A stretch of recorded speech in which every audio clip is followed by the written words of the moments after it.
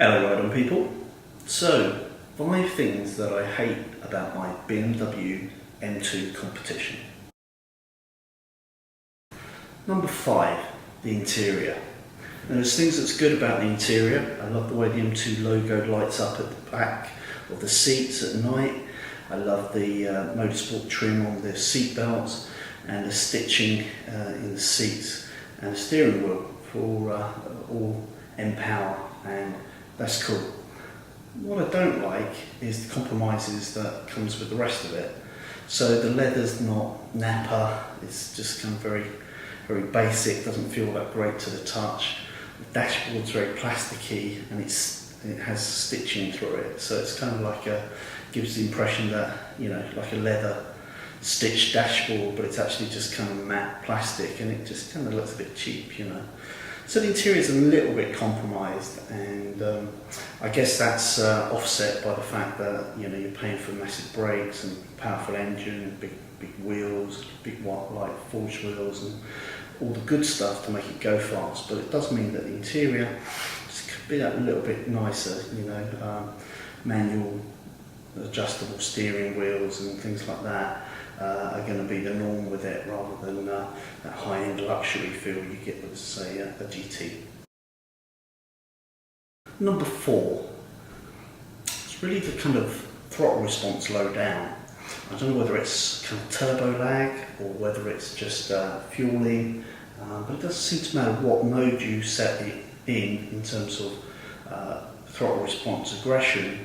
You have to really feather that accelerate pedal to make it nice and smooth, and you're either sort of putting your foot down a little bit gently and not really accelerating, doing the car justice, or when you put your foot down, there's that sort of nothing happens and then bang, really kind of, it's almost like a jerky gear change with a clutch pedal.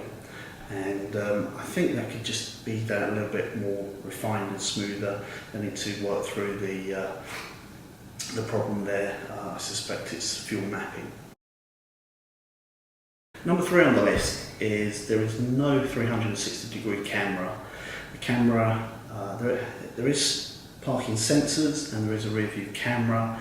The camera is obviously colour and it comes up on the main TFT, but it's not the largest and it's not the clearest. And I guess I've been spoiled in my last car, which had a fantastic 360-degree bird's eye view, and it really makes parking inch perfect.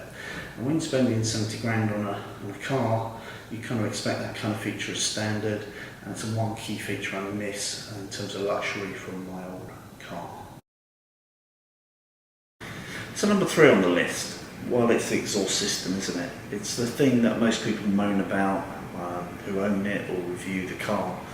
Now, to me, it's not so much the sound. I think at startup particularly, it sounds pretty good. It sounds pretty gruff when it's in the garage. My neighbours say they can hear it, for instance, and it sounds pretty good at kind of low revs, I think.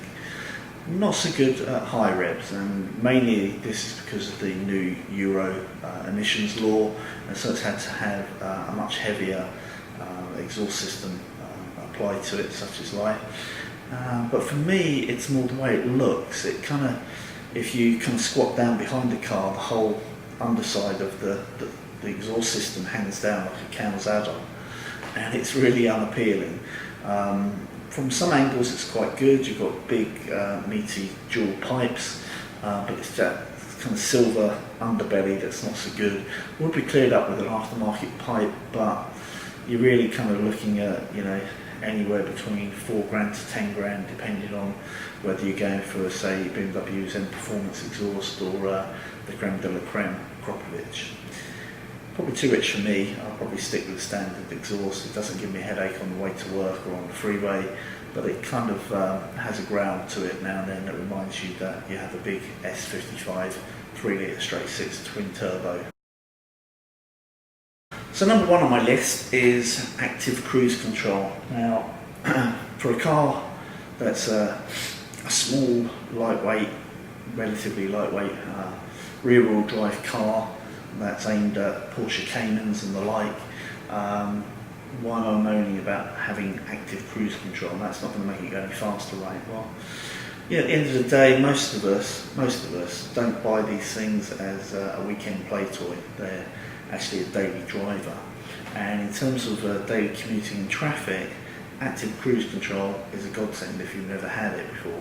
It's so nice to be able to just flick on the cruise control, and with the LiDAR or whatever camera will see when the car in front has come to a complete stop, and it will completely stop you. So all you're doing is steering basically, and as long as you don't stop completely, it will accelerate you forwards and it will break you down to zero as necessary. It's a great safety feature, and it really takes the stress out of driving in terms of commuting, whether you're cross country or on the freeway.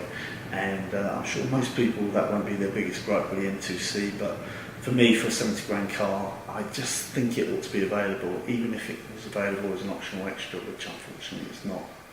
Anyway, that's the top 5 gripes I have with my M2C. I've entitled this video Hate, but it's not really a hate. I think it's just opportunities for improvement, should we say. And overall the car is pretty bloody brilliant, as you would have guessed by looking at many of the other reviews from various interwebs people. Alright, thanks for watching the video. I hope you're already a subscriber to the Richard Dunn channel.